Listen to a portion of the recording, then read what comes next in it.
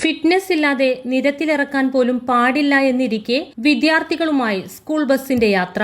വിദ്യാർത്ഥികളെ മറ്റു വാഹനങ്ങളിൽ വീടുകളിലെത്തിച്ച് സ്കൂൾ ബസ് മോട്ടോർ വാഹന വകുപ്പ് അധികൃതർ പൊക്കി. ജില്ലാ മോട്ടോർ വാഹന വകുപ്പ് എൻഫോഴ്സ്മെന്റ് വിഭാഗത്തിന്റെ പരിശോധനയിൽ മഞ്ചേരിയിലുള്ള വിദ്യാഭ്യാസ സ്ഥാപനത്തിന്റെ വാഹനമാണ് കുടുങ്ങിയത്. ജൂണിൽ ഫിറ്റ്നസ് അവസാനിച്ചിട്ടും പുതുക്കാതെയായിരുന്നു ബസ് വിദ്യാർത്ഥികളുമായി യാത്ര ചെയ്തിരുന്നത്. ഞാൻ മലപ്പുറം ആർടിഒന്റെ സ്ക്വാഡിൽ ഓഫീസറാണ്.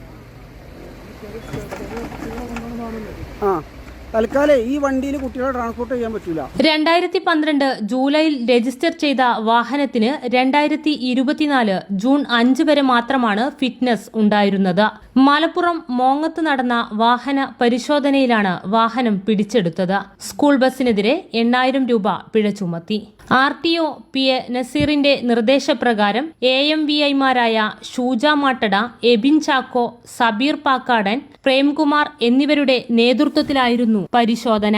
കുട്ടികളെ വേറൊരു വാഹനത്തിൽ വീട്ടിലെത്തിക്കാൻ നിർദ്ദേശിച്ചാണ് ബസ് പിടിച്ചെടുത്തത്.